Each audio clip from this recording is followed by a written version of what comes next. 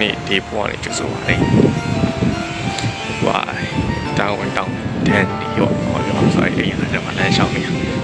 စားမလို့အဲ့တော့ဒီလိုပဲပေါ်မယ်ဆိုတော့အုပ်ဆက်ဆောင်ကြည့်ကြပါအောင်ခုတော့ဒီတေကလည်းစားမှာဖြစ်ပါလေ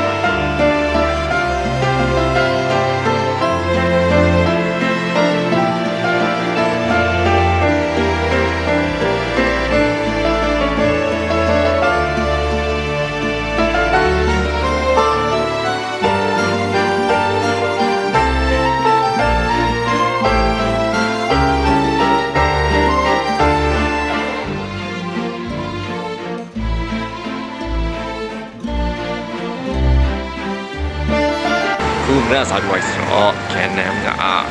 ကမန်ကြီးတက်ပဲတော့မှာဖြစ်ပါတယ်။ဒီကတော့မယ်ပြီးတော့ကန်နမ်နာကလေရရတယ်။ဟုတ်ပြန်ကန်နမ်တော့ပြီးသွားပြီ။မဲ့အဲ့တက်မဲ့မသွားသေးလို့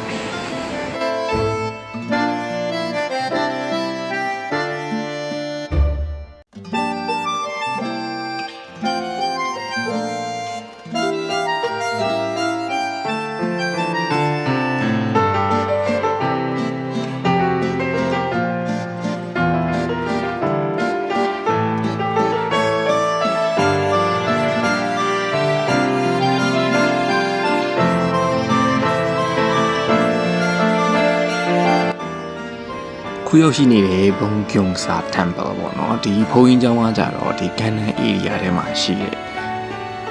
ဘုံကျောင်းတစ်ကျောင်းဖြစ်ပါတယ်ပြီးတော့သူကလည်းသူ့ရဲ့ဒီချီတဲ့နေရာကလည်းပေါ့နော်နှစ်တစ်ထောင်နဲ့အထက်ရှိသွားပြီးပြီးတော့နောက်တစ်ခါကျတော့ဒီ temple မှာပဲဒီ Korean culture တွေကိုအများကြီးလေ့လာလို့ရတယ်အထူးသဖြင့်ဒီဗုဒ္ဓနဲ့ပတ်သက်တဲ့ရိုးရာ culture တွေပေါ့နော်အဲ့ဒါကိုသူကဘာသာစကားမျိုးစုံနဲ့ဒီမှာသူဖော်ပြထားရှိတယ်ပြီးတော့ဒီ temple မှာကဘုံကြီးကျောင်းရေလို့မဟုတ်ဘဲနဲ့ဒီ tourist attraction အနေနဲ့လေသူကနာမည်အရင်ကြီးရဲ့နေရာတစ်ခုပေါ့နော်ဘာလို့ဒီမှာဆိုရင်တချို့ဒီခုနပြောခဲ့တဲ့ Buddhist culture တွေကိုလာပြီးလေ့လာနေတဲ့သူတွေနောက်ခွာကျတော့တရားထိုင်တာနဲ့ပတ်သက်ပြီးတော့ Korean Zen meditation လို့ခေါ်တာပေါ့နော်အဲ့ဒီဟာနဲ့ပတ်သက်ပြီးလေ့လာနေတဲ့သူတွေဒီနောက်ခွာကျတော့ဒါတိုဆိုရက်ဒီလက်ဖိတ်တောက်တဲ့ ceremony ပေါ့နော်အဲ့ဒါဟာမျိုးတွေနောက်ခါကျတော့ကျွန်တော်တို့မြန်မာပြည်မှာဒီဖုံကြီးတွေဆုံးခံပြီးဒီဆုံးအုပ်နဲ့စားတဲ့ဟာမျိုးပေါ့နော်အဲ့လိုဟာမျိုးတွေဆိုရင်ဒီမှာလာပြီးလေ့လာကြတယ်တဲ့ဒါအပြင်ပေါ့နော်ဒီမေလာရဲ့ဒီဗုဒ္ဓမွေနေ့မှာဆိုလေဒီ temple မှာပဲသွားဒီကြာပန်းနေနဲ့မီးဘုံလေးပေါ့အဲ့လို festival လေးကျင်းပနေရှိပါတယ်ခုကတော့ဒီကန်နန် area မှာရှိတဲ့ Starfield Library ဆိုတာလုံးဝအလဲမဖြစ်နေရလေကိုတွားနေတာဖြစ်ပါတယ်ခင်ဗျာဒီ library ကတော့စာအုပ်တွေအများကြီးရှိပြီးတော့ Instagram မှာရော YouTube မှာ Facebook TikTok everywhere ပေါ့နော်ကိုရီးယားတွားရင်တပုံလာပြီးရိုက်ကြတယ်လေရောက်လေပတ်ကြတဲ့နေရာတစ်ခုဖြစ်ပါတယ်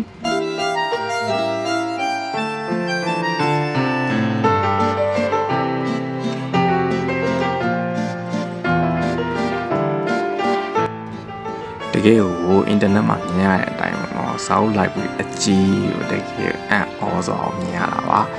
မီးထင်းလင်းလာရဲ့ပြီးလူတွေကလည်းကြိတ်တို့ပေါ့နော်စာအုပ်တွေကတော့လည်းစာအုပ်အစ်စ်တွေပဲဖြစ်ပါတယ်အောက်ဘက်မှာဆိုရင်စာအုပ်ဖတ်တဲ့သူတွေလည်းရှိနေရတော့လုံးဝအပြည့်ပါပြီးတော့အိုင်နာတက်လီဟာနဲ့တက်လိုက်စလန်တိုက်ဆိုင်လုပ်ပြီးရိုက်ကြတဲ့ဗီဒီယိုတွေလည်းမြင်တော့ကျွန်တော်လည်းတက်လိုက်စလိုက်ကိုတော်တော်လုပ်ခဲ့ပါတယ်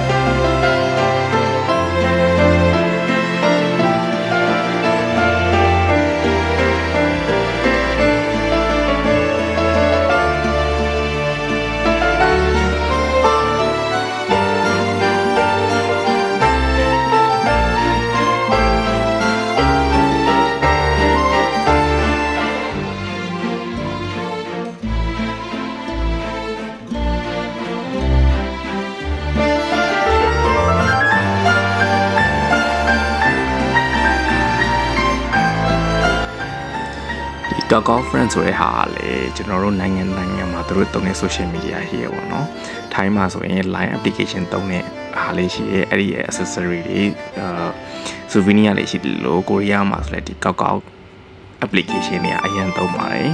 ။အဲ့တော့ဒီဆိုင်လေးလည်းဝေမျိုးကြည့်ခဲ့ပါတယ်။ရုပ်တရားအစားပစ္စည်း accessory အကုန်လုံးတော့တော်ချစ်စရာကောင်းဝေချစ်စရာကောင်းတော့အောင်လာပါတယ်။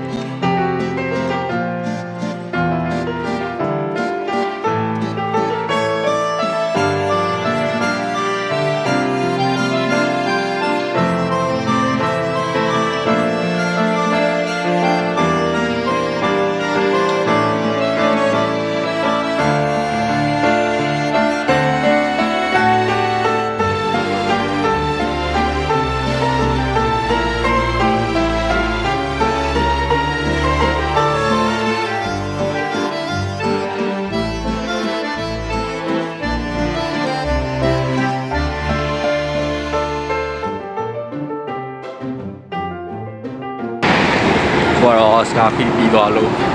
အဲ့နောက်မှာပြီးအောင်ထင်တယ်အဲ့ဒီအရှိအဲ့ဒီဟာကိုသွားနေရဖြစ်ပါလိမ့်မယ်နော်ပြီးနေရှင်မှာလေရန်တိုက်အရန်ချမ်းတာပဲ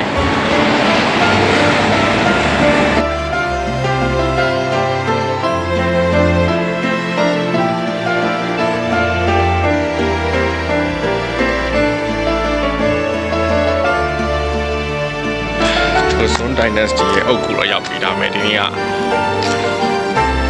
ဇန်နဝါရီလ4ရက်ကိုပိတ်တယ်အဲ့တော့ဒီရက်နေပဲပတ်ကြည့်ရအောင်ဒီအုပ်ကူကပေါ့နော်ဂျိုဆွန်ရဲ့မှာအသက်12နှစ်ကစပြီးပြင်ဖြစ်ခဲ့တဲ့မင်းရဲ့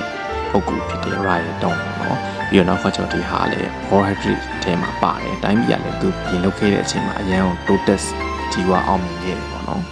ဝင်ရတော့အပြန်နေပဲပြတော့မယ်နော်ဘလို့ဆယ်ဒီမှာ I'm here ပါပိတ်သွားလို့ထဲဆက်ဝင်လို့မရတော့ပါဘူးအဲ့တော့ဒီမှာအုပ်ကူနှစ်ခုရှိတယ်ဒါပေမဲ့ဟိုဟာတွေကလည်းမဖြစ်တော့ဘူးဆိုတော့ reference site တွေလည်းမရှိတော့ဘူးဆိုတော့ဒီထဲကိုလာချင်အုပ်ကူသုံးခုရှိတယ်ဂျိုဆွန်ခေတ်ကဘယ်ရင်အုပ်ကူဆိုတော့ဝင်ကြီးကကိုရီးယားဝတ်တစ်ထောင်ပြရပါတယ်နိုဝင်ဘာနေဇန်နဝါရီထိဆိုရင်နေ့4နိုင်ဆိုရင်၄ခွဲဆိုရင်ပိတ်ပါပြီဖေဖော်ဝါရီလဆိုရင်9နိုင်ပိတ်ပါတယ်ဇန်နဝါရီ6နိုင်ပိတ်ပါတယ်ခင်ဗျာကိုယ်ရောမဖြစ်အောင်ပေါ့နော်ဘင်းဦးတဲ့ဝင်ကြီးဘိုးကတကားပိတ်သွားတယ်ဆိုတော့အခုအချိန်အားနေရမယ်ဟမ်မြစ်ပေကိုသွားပြီးကြည့်မှာဖြစ်ပါတယ်ခင်ဗျာအခုကတော့ဟမ်မြစ်ကိုသွားဖို့အတွက်ဘတ်စကားကိုစောင့်နေတာပါပုံမှန်တော့ဒီနေရာမှာဒီ water fountain show အမြင်စင်ပါလေးရှိပါတယ်ပြီးတော့ရင်ကန်ဘေးမှာ picnic ထွက်လို့မျိုးညစာစားတောက်ကြရပေါ့နော်ကျွန်တော်လာတဲ့အချိန်မှာတော့အရင်ပိတ်နေတဲ့အချိန်နဲ့ကြာတော့ဘယ်မှမသွားလိုက်ရပဲဒီလိုရိုက်ပြီးတော့ပဲပြန်လာခဲ့လိုက်ရပါတယ်ဒီနေ့ကသွားရနေရတော့များစောစောပိတ်သွားတာရေပွဲမရှိရနဲ့ဆိုတော့အခုပြန်တဲ့အခါမှာတော့ဒီ Namsan Tower ရဲ့ Instagram spot မှာပေါ့နော်မနေ့ကတစ်ခါသွားပြီးပါအခုကညဘက် view လေးကြည့်မယ်ဆိုပြီးတော့နောက်တစ်ခါလာပြီးတော့တပုံလာလိုက်တာပါခင်ဗျာဒါပြီးဝိုင်းတော့ဟိုတယ်ပြန်ပါတော့မယ်ဒါပေမဲ့နောက်ဆုံးပဲအိမ်နဲ့လွယ်လို့လည်းပြောအောင်လားမသိဘူးเนาะကိုရီးယားလာတဲ့အချိန်မှာနှင်းကလုံးဝမကြသေးအဲချိန်မှာအခုနှင်းဖွာဖွာလေးစပြီးကြတော့မြန်တော့တကယ်တော့ပြောတော့ကောင်းပါတယ်နှင်းတွေ့ချင်တော့လာခဲ့တဲ့အတိုင်းအခုတော့နှင်းတွေ့ရပြီဆိုတော့ဇန်နာလေးတော့ပြေးသွားပြီးပြောအောင်ပါဘောเนาะ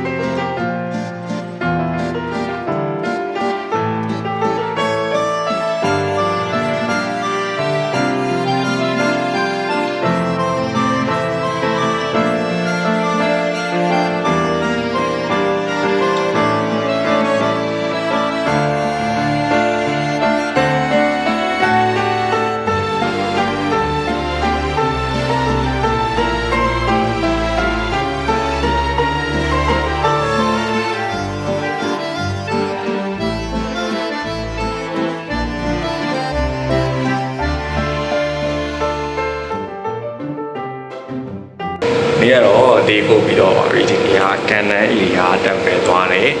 ပြီးတော့ညစာစားတယ်ပေါ့နော်ပြီးတော့ဟန်မြစ်သွားတယ်မယ်ဟန်မြစ်ကကျတော့ဘာမှမရှိလို့